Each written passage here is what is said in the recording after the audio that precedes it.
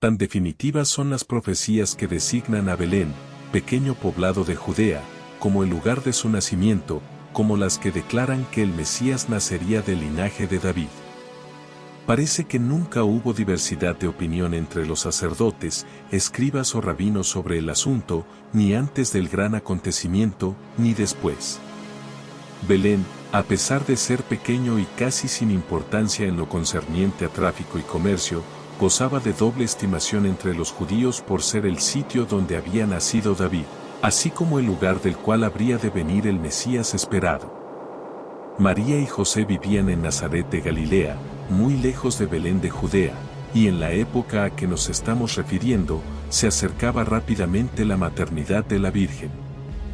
En esos días llegó un decreto de Roma, en el cual se ordenaba un empadronamiento del pueblo en todos los reinos y provincias que eran tributarios del imperio.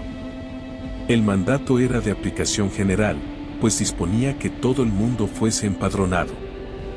El empadronamiento de los súbditos romanos tenía por objeto formar una base, de acuerdo con la cual se podrían determinar las contribuciones de los distintos pueblos.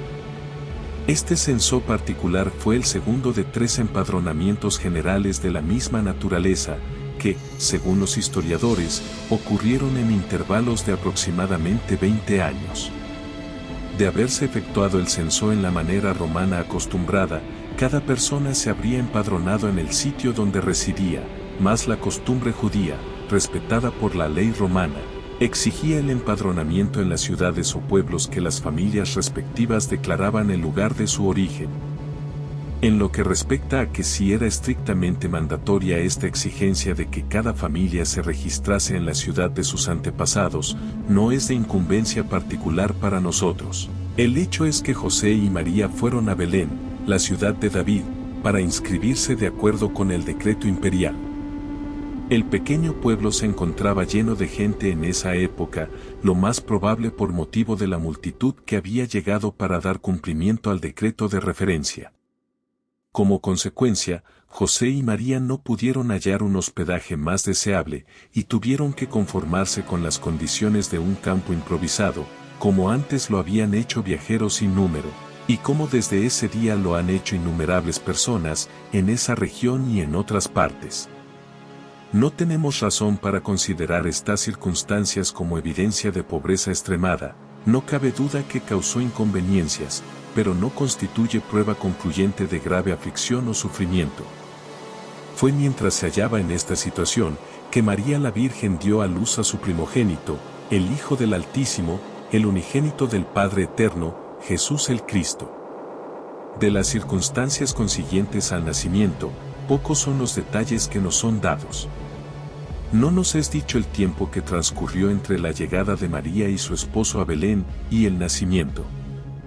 Bien pudo haber sido la intención del evangelista que escribió la historia, referirse a los asuntos netamente de interés humano con cuanta brevedad lo permitirá la narración de los hechos, a fin de que los incidentes sin importancia no ocultaran ni sobrepujaran la verdad central. Todo lo que hallamos en las Santas Escrituras del propio nacimiento es lo siguiente: y aconteció que estando ellos allí, se cumplieron los días de su alumbramiento. Y dio a luz a su hijo primogénito, y lo envolvió en pañales, y lo acostó en un pesebre, porque no había lugar para ellos en el mesón. Contrastan vivamente la sencillez y brevedad de la narración bíblica con su escasez de detalles incidentales y la acumulación de circunstancias fabricadas por la imaginación de los hombres, la mayoría de las cuales ningún apoyo tienen en la historia autorizada y en muchos respectos son plenamente incongruentes y falsas. En un asunto de tanta trascendencia, no es sino prudente y propio segregar y conservar aparte las afirmaciones auténticas de los hechos, y los comentarios imaginativos de historiadores, teólogos y escritores de novelas, así como también las rapsodias emocionales de poetas y fantasías artísticas labradas, ora con cincel, ora con pincel.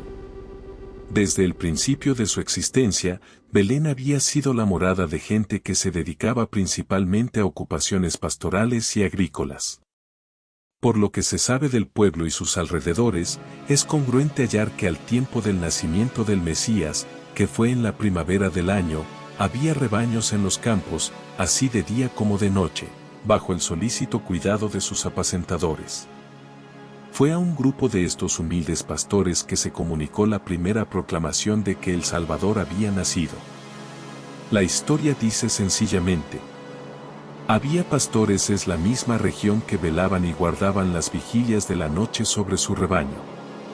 Y he aquí, se les presentó un ángel del Señor, y la gloria del Señor los rodeó de resplandor, y tuvieron gran temor.